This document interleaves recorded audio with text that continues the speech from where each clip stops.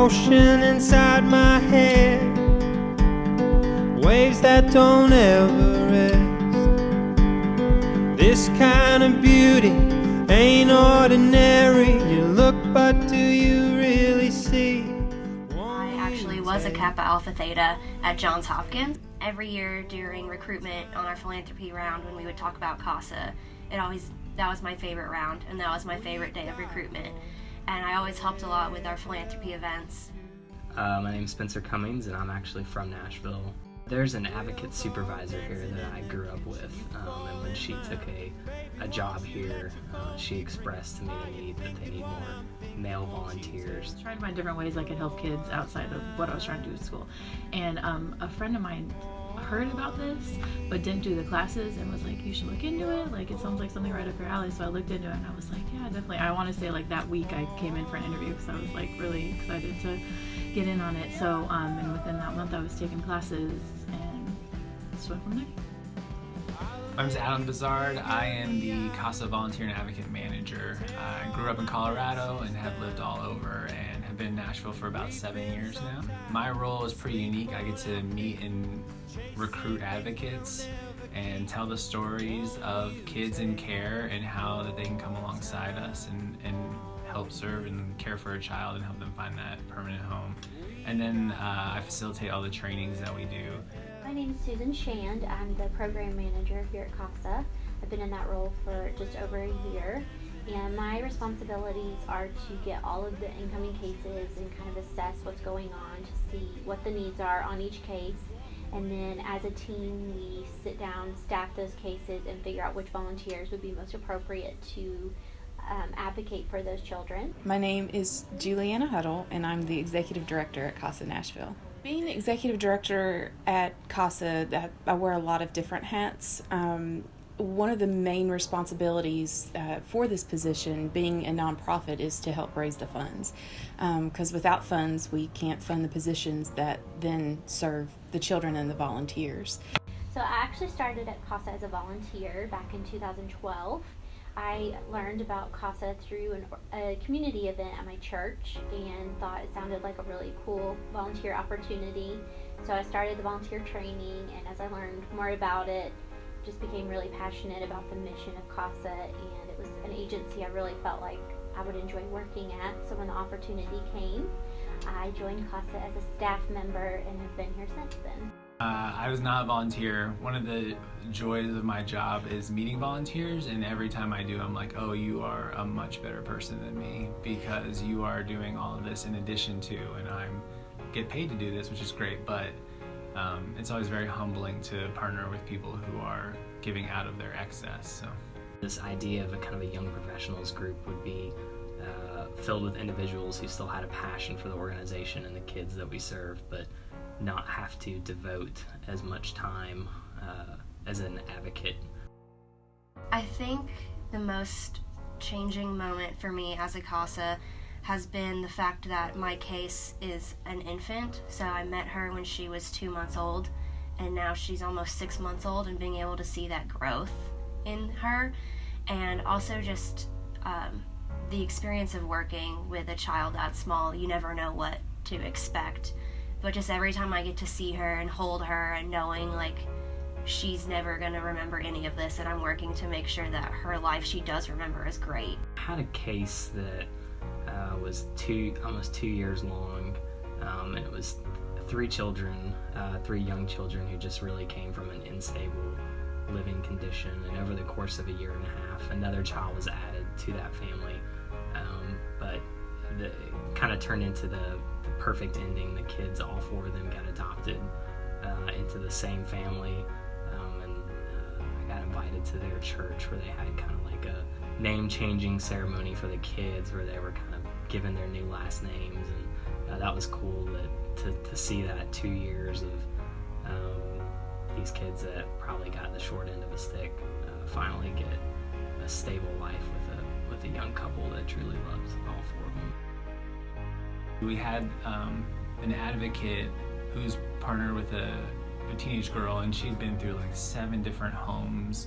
She was just getting bounced around, and it was a really difficult case. And this girl just refused to talk to her advocate, probably going on 6 months of not saying a word, and her advocate showing up every other week, hanging out, taking her out, showing up at school, talking to her, being there in all the court hearings and all the meetings and foster care review boards, and just being beside her. And it took 7 months, and that girl never said a word to her. And then one day we're sitting in court, and I'm sitting across from her, and the advocate's sitting next to her, and the advocate's just kind of talking to the girl, just kind of like awkwardly, just trying to fill the silence, and the girl's on her phone, and she's just texting away. And so finally the girl just sighs, and she turns to the advocate and says, "This boy won't stop texting me."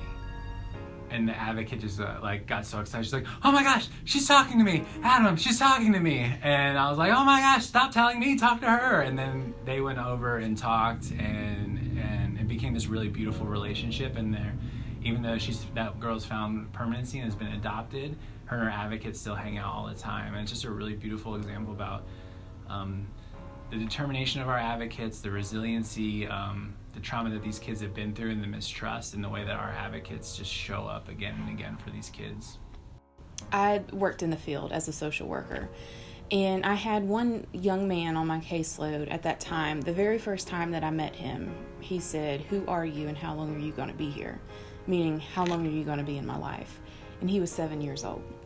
And that really just broke my heart, because it made me wonder, what has this young man been through that's the first question he asked of an adult that's here to help him? And so through the process of getting to know him, I found out he was a CASA child. I had no idea what CASA was up to that point. But once I found out about the organization and what they did, I fell in love. And it wasn't long after, that process that they had the volunteer coordinator position open up here, and I applied. Thankfully, I was able to stay as a mentor to that young man. Even though he was a CASA kid here, and on my old caseload, I was able to mentor him. And, we still went on outings and hung out. And this particular little guy, some of the most severe abuse I've ever seen or heard in my career. And there were people on the team that said that he would either be dead or in jail by the time he was 18. Just because he had some behavior issues from then.